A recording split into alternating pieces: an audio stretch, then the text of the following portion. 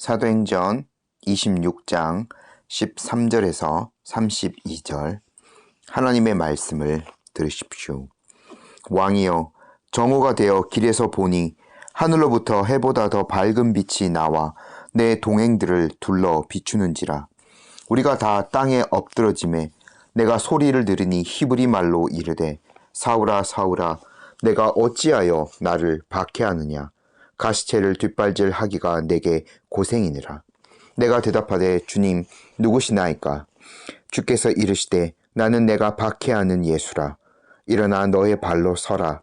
내가 내게 나타난 것은 곧 내가 나를 본 일과 장차 내가 내게 나타날 일에 너로 종과 증인을 삼으려 함이니, 이스라엘과 이방인들에게서 내가 너를 구원하여 그들에게 보내어 그 눈을 뜨게 하여 어둠에서 빛으로, 사탄의 권세에서 하나님께로 돌아오게 하고, 죄사함과 나를 믿어 거룩하게 된 무리 가운데서 기업을 얻게 하리라 하더이다. 아그리빠 왕이여, 그러므로 하늘에서 보이신 것을 내가 거스르지 아니하고 먼저 다메섹과 예루살렘에 있는 사람과 유대 온 땅과 이방인에게까지 회개하고 하나님께로 돌아와서 회개에 합당한 일을 하라 전하므로, 유대인들이 성전에서 나를 잡아 죽이고자 하였으나 하나님의 도우심을 받아 내가 오늘까지 서서 높고 낮은 사람 앞에서 증언하는 것은 선지자들과 모세가 반드시 되리라고 말한 것밖에 없으니, 곧 그리스도가 고난을 받으실 것과 죽은 자 가운데서 먼저 다시 살아나사 이스라엘과 이방인들에게 빛을 전하시리라 함이니이다 하니라. 바울이 이같이 변명하매 베스도가 크게 소리내어 이르되, 바울아, 내가 미쳤도다. 내 많은 학문이 너를 미치게 한다 하니, 바울이 이르되, 베스도 각하여, 내가 미친 것이 아니요 참되고 온전한 말을 하나이다. 왕께서는 이 일을 아시기로 내가 왕께 담대히 말하노니, 이 일에 하나라도 아시지 못함이 없는 줄 믿나이다. 이 일은 한쪽 구석에서 행한 것이 아니니이다. 아그리빠 왕이여, 선지자를 믿으시나이까? 믿으시는 줄 아나이다. 아그리빠가 바울에게 이르되, 내가 적은 말로 나를 권하여 그리스도인이 되게 하려 하는도다. 바울이 이르되, 말이 적으나 많으나 당신뿐만 아니라 오늘 내 말을 듣는 모든 사람도 다 이렇게 결박된 것 외에는 나와 같이 되기를 하나님께 원하나이다 하니라. 왕과 총독과 버니게와 그 함께 앉은 사람이 다 일어나서 물러가 서로 말하되, 이 사람은 사형이나 결박을 당할 만한 행위가 없다 하더라. 이에 아그리빠가 베스도에게 이르되, 이 사람이 만일 가이사에게 상소하지 아니하였더라면 석방될 수 있을 뻔하였다 하니라. 아멘. 바울은 아그리빠 왕과 베스도 총독 앞에서 자신에 대한 변론을 시작하였습니다. 연설의 서두에서 바울은 유대인의 풍속을 잘 아는 아그리빠 왕에게 자신이 정통 유대인이었다는 사실을 이야기합니다.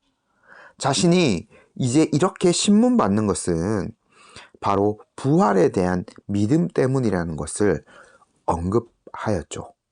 그리고 바울이 자신이 이전에는 유대교를 지나치게 믿어서 오히려 그때는 예수님을 따르는 사람들을 엄청나게 박해했었다는 사실을 언급하였습니다. 그러던 와중에 바울은 자신이 어떻게 변화될 수밖에 없었는지를 이제 연설 중간에 설명하기 시작하죠. 바울의 이 회심 이야기는 사도행전에 총 3번 등장합니다. 9장에서는 바로 사건 그 자체, 이제 바울이 다메섹 체험 그 사건 그 자체가 이제 누가에 의해서 기록되어져 있죠. 그리고 나머지 2번 저희가 22장에서 살펴봤는데, 바울이 예루살렘에서 유대인에게 붙들렸을 때 로마의 군영지 계단에 서서 유대인들을 향하여서 연설할 때 바울이 한 번 또 그 다메섹 체험 이야기를 하게 됩니다. 그리고 또 이제 오늘 26장에서 지금 아그리빠 왕과 베스도 총독 앞에서 신문을 받아가는 과정 중에 그 이야기를 한 번 더 언급하게 되죠. 이게 9장은 그 사건 그 자체, 그리고 22장과 26장은 바울의 입을 통하여 대중들에게 전달된 내용이 기록된 겁니다. 그래서 오늘은 그 상세한 내용까지 하나하나 자세하게 살피지는 않을 것입니다. 저희가 이미 2번이나 보았기 때문에요. 근데 이제 이야기를 조금 요약해서 하자면 바울이 예수를 따르던 무리들을 붙잡아 들이기 위해서 대제사장으로부터 공문을 받았죠. 그렇게 해서 이제 그리스도인이 많이 살고 있는 다메섹으로 가던 중이었습니다. 바울이 다메섹에 거의 이르렀을 때는 정오가 되었을 때였습니다. 햇볕이 하루 중에 가장 강할 때이죠. 인공으로 빛을 만들어낼 수 없는 그 시기에 그 햇볕보다 더 강한 빛은 세상에 존재할 수가 없었습니다. 그러나 바울은 그것보다 더 강한 빛 앞에 압도되어서 땅에 엎드러졌죠. 그때 바울은 하늘로부터 나는 음성을 들었습니다. 히브리 말로 사울아 사울아 내가 어찌하여 나를 박해하느냐 가시체를 뒷발질하기가 내게 고생이니라 하는 음성이 바울의 귀에 들려왔습니다. 바울은 그 음성의 존재가 누구인지를 몰랐습니다. 그래서 그분께 물었죠. 누구십니까? 라고 질문했습니다. 그러자 그 음성의 그 목소리의 주인공께서 대답하셨죠. 나는 네가 박해하는 예수다. 이 바울이 경험했던 이 빛, 하늘로부터 내려오는 빛은 하나님의 영광의 광채를 가리키는 겁니다. 바울은 자신이 하나님의 영광을 위한 사역을 하고 있다고 착각하고 있었습니다. 이 다메섹의 체험 전까지는요. 그가 하는 일은 가시체를 뒷발질하는 것처럼 오히려 자기 자신만을 상하게 할 뿐이었죠. 전혀 하나님을 위한 사역이 아니었습니다. 그래서 주님은 이제 바울을 이렇게 변화시키시고 바울이 정말 하나님의 영광을 위해서는 어떤 일을 하여야 하는지를 친히 말씀해 주셨죠. 네가 예수 믿는 사람들을 이렇게 박해하는 것이 하나님의 영광을 위한 것이 아니다. 이제는 네가 하나님의 영광을 위해서 이렇게 살아가야 된다. 이렇게 사역해야 된다. 주님께서 친히 바울에게 말씀해 주셨습니다. 16절부터 18절 제가 한번 읽어볼게요. 일어나 너의 발로 서라. 내가 내게 나타난 것은 곧 내가 나를 본 일과 장차 내가 내게 나타날 일에 너로 종과 증인을 삼으려 함이니 이스라엘과 이방인들에게서 내가 너를 구원하여 그들에게 보내어 그 눈을 뜨게 하여 어둠에서 빛으로 사탄의 권세에서 하나님께로 돌아오게 하고 죄사함과 나를 믿어 거룩하게 된 무리 가운데서 기업을 얻게 하리라 하더이다. 먼저 바울은 증인이 되어야 했습니다. 그 자신이. 예수님께서 구약 떨기나무 가운데서 모세에게 나타나셨던 바로 그 하나님이시며 그분이 직접 자기에게 찾아오셔서 자기를 구원하신 일에 증인이 되어야만 했습니다. 또 주님께서는 그 바울을 이제 자신을 위한 사역의 증거자로서 보내십니다. 유대인과 이방인들에게 바울을 보내셔서 그들의 눈을 뜨게 하고 어둠에서 빛으로 사탄의 권세에서 하나님께로 돌아오게 하는 사역을 바울에게 맡기셨습니다. 예수님께서 죄를 사해 주시는 권세가 있는 분이시며 그를 믿는 자는 거룩하게 되어 하나님 나라의 기업을 얻게 된다는 것을 증언하는 증인의 사명을 바울에게 주셨죠. 이제 이 복음에는 유대인과 이방인의 차별이 없어졌습니다. 예수님께서 가르치신 복음, 바울에게 전하라 하신 그 복음이자 바울이 받은 그 사명 속에는 이방인이 유대인처럼 되어야 된다. 이방인이 유대인의 그 예법을 지켜야 된다. 그래서 구원을 얻어야 된다는 말이 없습니다. 오직 예수 그리스도를 믿는 믿음을 통한 구원과 그로 말미암는 거룩함, 그리고 그로 말미암아 주어지는 약속이 그 안에 담겨져 있습니다. 유대인의 식으로 표현하자면 예수님을 믿는 자는 누구든지 아브라함의 자녀가 되며 그 약속하신 풍성한 기업을 얻을 수 있게 되었다는 것이죠. 바울은 이제 이것의 증인이 되어야 했습니다. 바울은요, 이렇게 자신이 회심하게 된 이야기를 다 펼쳐놓은 다음 그것을 마무리하면서 그렇기 때문에 자신은 하나님의 명령에 순종한 것이기 때문에 아무 죄가 없다는 사실을 피력하죠. 19절입니다. 아그리빠 왕이요, 그러므로 하늘에서 보이신 것을 내가 거스르지 아니하고. 바울은요, 유대인을 거슬러서 무엇을 자의적으로 시작하지 않았습니다. 바울은 하늘에서 보이신 것, 즉 하나님께서 자기에게 명령으로 내리신 것에 순종한 것밖에는 없었습니다. 바울은 누구에게도 자기 자신을 따르라고 말한 적이 없었습니다. 그리고 하나님이 아닌 것을 사람들에게 전한 적도 없었습니다. 드러난 하나님의 뜻에 철저하게 순종하며 산 것밖에 없었죠. 그 순종의 열매로 그는 즉시 사역을 시작합니다. 다메섹으로부터 시작해서 복음을 나누게 되죠. 20절입니다. 먼저 다메섹과 예루살렘에 있는 사람과 유대 온 땅과 이방인에게까지 회개하고 하나님께로 돌아와서 회개에 합당한 일을 하라 전함으로. 예수님께서 승천하시기 직전에 바울에게, 아니 제자들에게 무슨 말씀을 하셨나요? 1장 8절, 사도행전 1장 8절에 예루살렘과 온 유대와 사마리아와 땅끝까지 이르러 내 증인이 될 것이다 라고 말씀하셨습니다. 바울이 지금 20절에서 하는 얘기가 바로 그겁니다. 소명을 받은 즉시로 예수님의 제자가 되어서 그 사명에 순종하였습니다. 그는 유대와 이방인 지역에게 미치기까지 복음을 전하는 것을 쉬지 않았습니다. 그가 전한 메시지 20절 하반부에 아주 짧게 기록되어 있죠. 이방인에게까지 회개하고 하나님께로 돌아와서 회개에 합당한 일을 하라 전하였습니다. 이 메시지, 복음 사역자들의 공통적인 메시지였죠. 세례 요한이 주님의 오실 길을 준비하면서 회개하고 하나님께로 돌아오라 광야에서 또 요단 강가에서 외쳤습니다. 예수님께서도 사역을 시작하시면서 직접 회개하고 복음을 받아들이라 말씀하셨죠. 베드로가 오순절 설교에서도 동일하게 외친 것을 기억하고 계실 겁니다.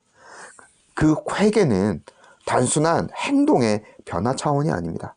마음 먹는 것 이상인 거죠. 그 회개는 위로부터 새로 나는 것입니다. 그 말씀을 통해 역사하신 성령께서 듣는 사람의 몸과 영혼을 전적으로 변화시켜 이제는 땅에 속한 사람이 아니라 하늘에 속한 사람의 형상을 입게 주시는 사역입니다. 그러므로 그 회개는 합당한 열매를 가져오게 되는 거죠.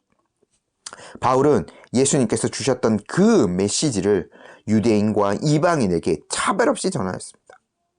그러나 회개하기를 거부하는 유대인들은 바울의 그 전도 내용을 거부했을 뿐만 아니라 바울이라는 인간 자체도 거부하였죠. 그래서 21절처럼 유대인들이 성전에서 나를 잡아 죽이고자 하였으나 라는 거죠. 그러니까 바울을 거절하는 것은 바로 하나님의 메시지를 거절하는 것과 동일합니다. 바울은요, 지금까지 쭉 이야기한 것은 자기가 정통파 유대인 출신으로서 유대인과 이방인에게 하나님의 말씀을 전하여 죄사함을 받게 하였고 하나님의 자녀가 되어 영원한 기업을 상속받는 일에 앞장섰다라고 강변하였습니다. 그러면서도 바울은 유대인이 믿는 하나님을 믿고 있었고 유대인으로서 하나님이 주신 모든 규례를 지켰으며 율법에 기록된 모든 선한 행위를 가르쳤다고 주장하였습니다.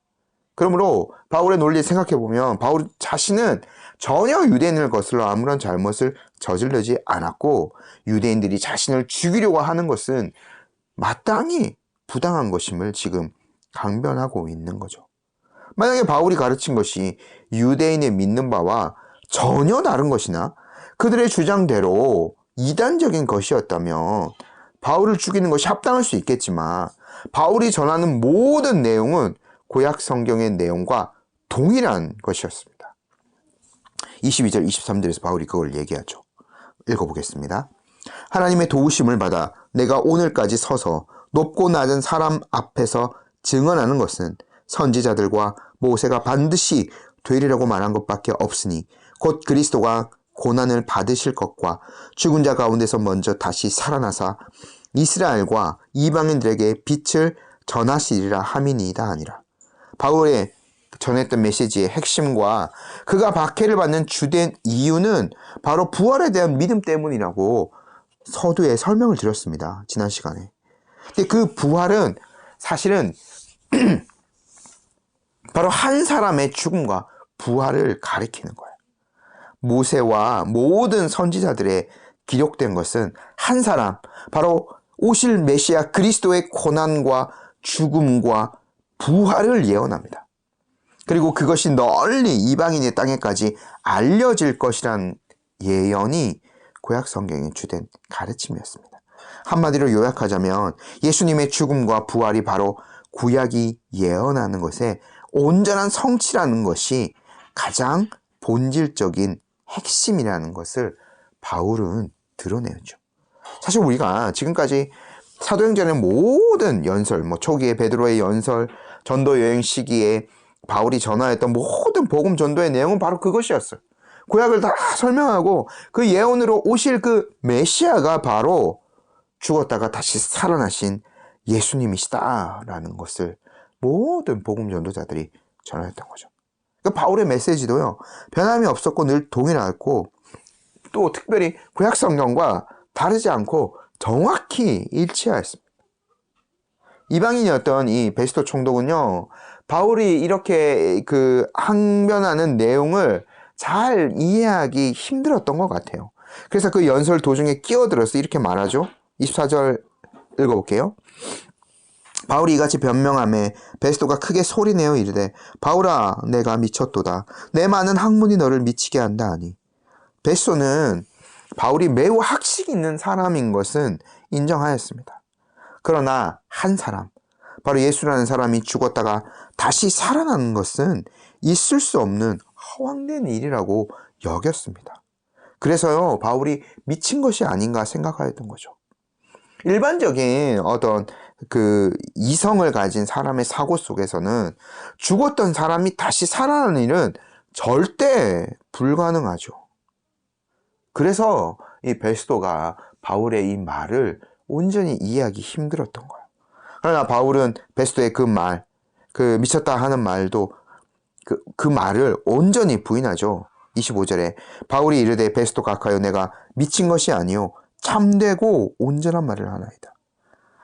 참되고 온전한 성경의 말을 바울이 지금 자기의 말로 전하고 있는데 성경이 진리인 줄 믿지 못하는 이방인들은 그 말을 온전히 이해할 수가 없는 거죠. 그래서 베스토가 이와 같은 반응을 보일 수밖에 없는 거예요. 이어서요, 바울은 유대인의 어떤 통치, 왕으로서 성경 말씀에 더 지식이 있는 아그리빠 왕에게 관심을 돌려서 계속해서 연설을 이제 마무리하려고 합니다. 26절, 27절입니다. 왕께서는 이 일을 아시기로 내가 왕께 담대히 말하노니 이 일에 하나라도 아시지 못함이 없는 줄 믿나이다. 이 일은 한쪽 구성에서 행한 것이 아니니이다. 아그리빠 왕이여 선지자를 믿으시나이까? 믿으시는 줄 아나이다. 바울은요, 아그리빠 왕에게 더 적극적으로 복음을 드러내죠. 아그리빠 왕이 선지자를 알고 있다면 그는 선지자들이 예언한 바를 믿어야 해요. 유대인을 다스리는 왕이기 때문에요. 바울은 지금까지 선지자들이 예언한 바가 바로 예수 그리스도임을 언급하였어요. 예수님께서 바로 그 구약의 선지자들이, 모세를 비롯한 모든 선지자들이 예언한 그분, 오실 그분이라는 것은 예수님의 부활로 명확하게 증명이 되었죠. 부활하심으로써 하나님의 아들로 인정이 되신 분이 바로 예수님입니다. 그래서 이 아그리빠 왕이 선지자를 알고 선지자를 믿고 있다면 선지자들이 예언한 바도 믿어야 되는 거예요. 그들이 예언한 그리스도를 믿어야 한다는 거죠. 아그리빠가 이것을 이제 수용하지를 못했죠. 바울의 이 말까지는. 그래서 궁색하게 28절과 같은 말을 하는 거예요. 아그리빠가 바울에게 이르되 내가 적은 말로 나를 권하여 그리스도인이 되게 하려 하는도다. 아그리빠 왕은 바울의 말을 듣기는 했지만 그 말을 결코 믿으려고 하진 않았습니다. 그러나 지금까지 이야기를 생각해 보면 한번 보십시오. 처음에 연설을 할 때 이 아그리빠가 모든 위엄을 갖추고 입장을 했어요. 그래서 초라한 그 죄수로 묶여서 온 바울에게 연설을 시작해도 좋다라는 말을 한 다음에 바울이 입을 열어서 연설을 시작했죠. 아그리빠가 처음 주도권을 가지고 있는 것처럼 보였어요. 그런데 바울이 연설을 통하여서 자기 자신의 회심 이야기를 비롯한 그 모든 것들을 통하여서 힘있게 복음을 드러내었습니다. 그러자 모든 주도권이 바울에게 넘어온 것을 저희가 보고 있지 않아요. 베스도 총독은 바울의 연설에 더 이상 반박할 말이 없었죠. 네가 미쳤다라는 말, 이해하지 못하는 자기의 그 어떤 생각과 사고를 뛰어넘는 바울의 말을 이해할 수가 없었습니다. 아그리빠 왕도 바울이 말하는 바는 믿지 않았지만 전적으로 바울의 말이 거짓이 아님을, 즉 바울의 말이 참임을 인정할 수밖에는 없었어요. 근데요, 바울은 이것으로 끝난 것이 아니라 두 사람뿐만 아니라 모든 사람이 자기 자신처럼 되기를 바란다는 말로 연설을 마무리합니다. 29절입니다. 바울이 이르되 말이 적으나 많으나 당신뿐만 아니라 오늘 내 말을 듣는 모든 사람도 다 이렇게 결박된 것 외에는 나와 같이 되기를 하나님께 원하나이다 하니라. 지금 이 자리에는 권세를 부리고 있는 로마의 총독이 있습니다. 유다의 분봉왕이 있습니다. 천부장과 유력한 권세자들이 다 모였습니다. 그리고 그들을 시종두는 자들, 종들, 또 문지기들, 수많은 사람들이 이 이야기를 다 들었을 거예요. 바울은 그 모든 사람들이 다 복음이 필요한 자들임을 알고 있었습니다. 바울은 어떤 권세도 이 자리에서 두려워하고 있지 않았습니다.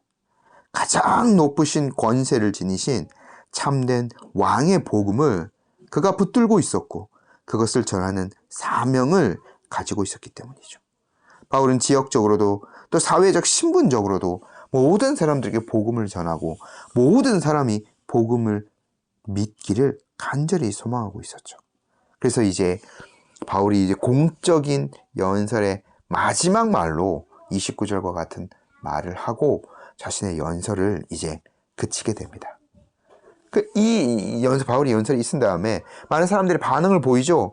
모든 사실은 거기에 있는 사람들이 바울이 무죄임을 확신하였어요.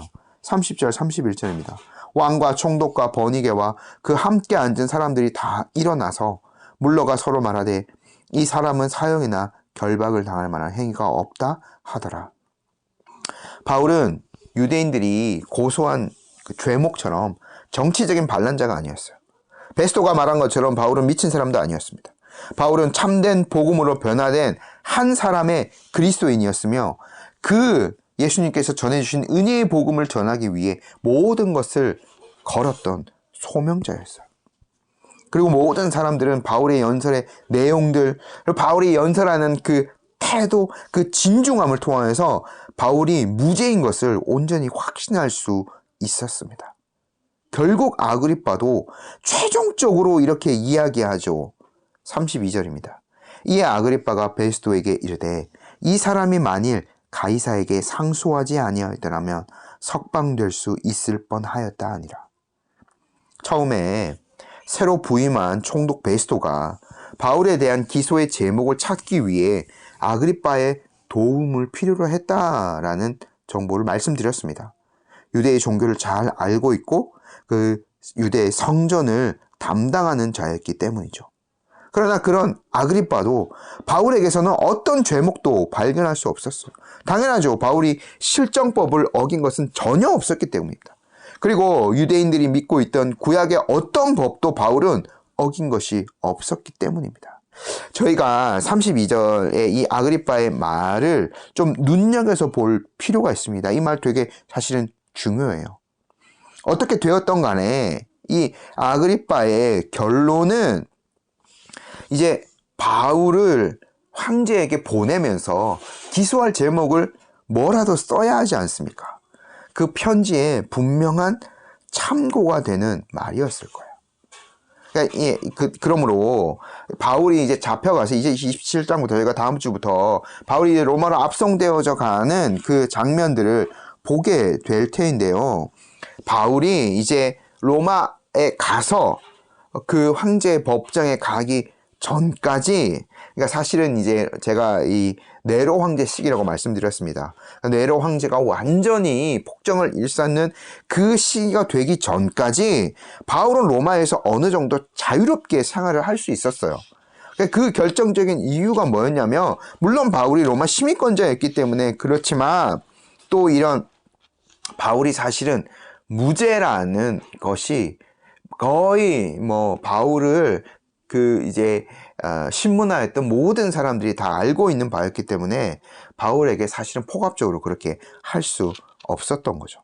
그래서 바울이 로마에 머물면서 하나님 나라에 관한 것들을 전하고 자기에게 오는 사람들에게 복음의 말씀을 다 전할 수 있었던 거예요. 어느 정도 자유롭게 생활하면서 복음 사역을 로마에서 이어갈 수 있었던 거죠. 그리고 거기에서 옥중 서신들, 에베소서, 빌립보서, 골로새서, 그리고 개인적인 서신들, 디모데서, 그리고 디도서, 빌레몬서, 이런 것들을 쓰고 많은 사람들을 맞아들이고 할 수 있었던 거죠. 중요한 그 포인트가 되는 것이 바로 32절의 아그리빠의 사실 판단인 겁니다. 결론을 맺겠습니다. 우리가 믿고 있는 복음, 바울이 전하였던 그 복음이 오늘 우리에게까지 이르지 않았습니까? 이 복음은 인간의 지식으로는 이해할 수 없는 하나님의 지혜입니다.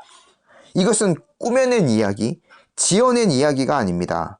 하나님의 모든 말씀이 예수 그리스도를 통한 구원을 제시하고 있어요.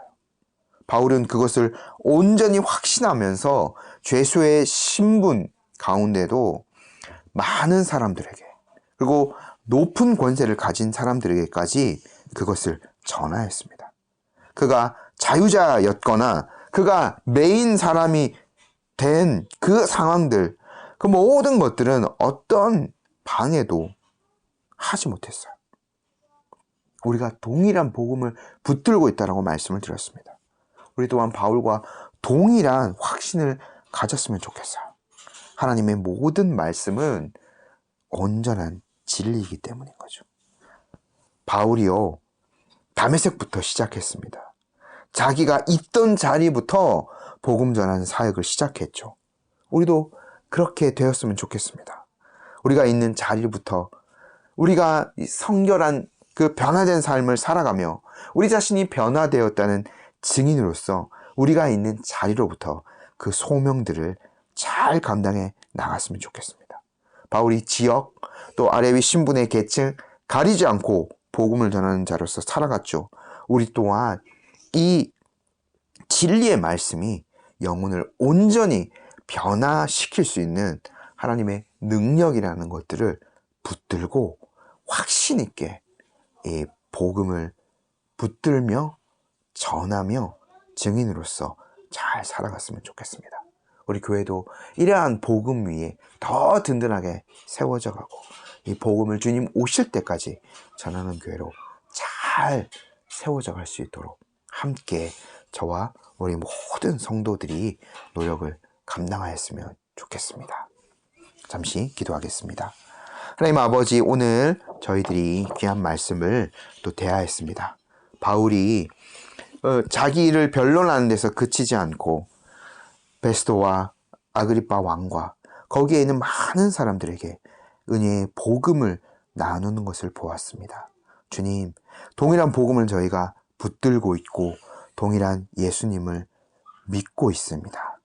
우리가 이 복음을 더 확신 있게 붙들게 하시고 이 복음의 증인으로서 온전한 사명들 잘 감당하여 갈 수 있도록 귀한 은혜 우리 모두에게 허락하여 주옵소서. 예수님의 이름으로 기도드립니다. 아멘.